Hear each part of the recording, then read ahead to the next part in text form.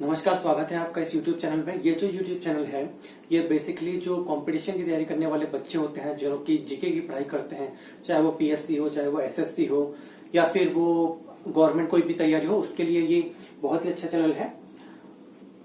और ये चैनल आपको बिगिनिंग से यानी कि आपकी जो प्रिपरेशन है उसकी शुरुआत से ही आपको जीके से रिलेटेड सारी इन्फॉर्मेशन देने की कोशिश करेगा।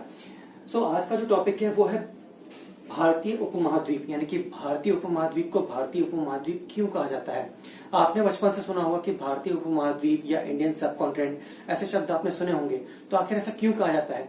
तो भारतीय उपमहाद्वीप जो है वो वास्तव में 5 देशों को मिलकर कहा जाता है: भारत, पाकिस्तान, नेपाल, बांग्लादेश और भूटान। अब इन 5 देशों को क्यों कहा जाता है? तो इन 5 देशों को इसलिए कहा जाता है क्योंकि इनमें से जो देश हैं, ये चारों पांचों जो देश हैं वो एक दूसरे से लैंडलॉक्ड हैं। जैसे आप पाकिस्तान को देख लें तो पाकिस्तान भी यहाँ पर आप देख सकते हैं कि भारत से 3 तरफ से घिरा हुआ है, ठीक है। उसके बाद आप नेपाल की तरफ जाएं तो नेपाल भी वो करीब 3 तरफ से घिरा हुआ है। इसके बाद भूटान भी 3 तरफ से घिरा हुआ है, बांग्लादेश भी पूरी तरीके से 3 तरफ से घिरा हुआ है।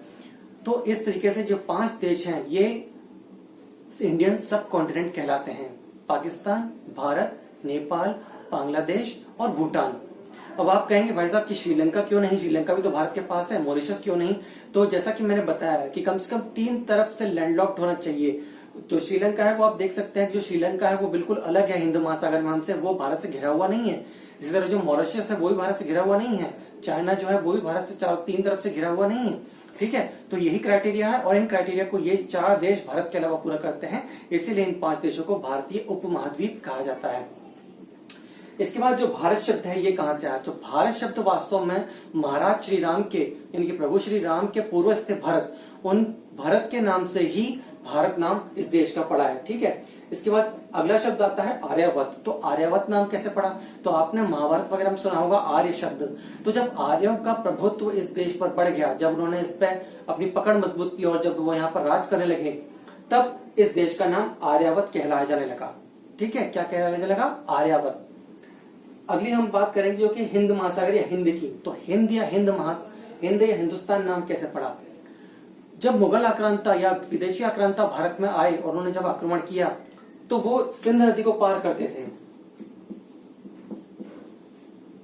सिंध नदी से ही धीरे धीरे बिगड़ते हुए उन्होंने इसका नाम हिंद रख दिया और यहाँ के रहने वालों को हिंदू और इस देश का नाम हिंदुस्तान या हिंदुस्तान कहलाया जाने लगा। सो मूल रूप से ये जो हिंदुस्तान शब्द है ये विदेशियों के द्वारा इस्तेमाल किया गया। जैसे मुगल थे, तुर्क थे, ये जितने भी विदेशी आए थे भारत में, अफगान वगैरह, वो सब हिंदुस्तान शब्द का उपयोग करते थे। अब अगला जो नाम है वो है इंडिया। तो मैंने जैसे ही बताया कि भारत में जो इंदस नदी बहती थी, सिंध नदी बहती थी, उसे इंदस भी कहा जाता है। तो अंग्रेजों को हिंदुस्तान शब्द बोलना बड़ा ही डिफिकल्ट लगता था, तो उन लोगों ने क्या किया, इस देश का नाम इंदस से मिलता जुलता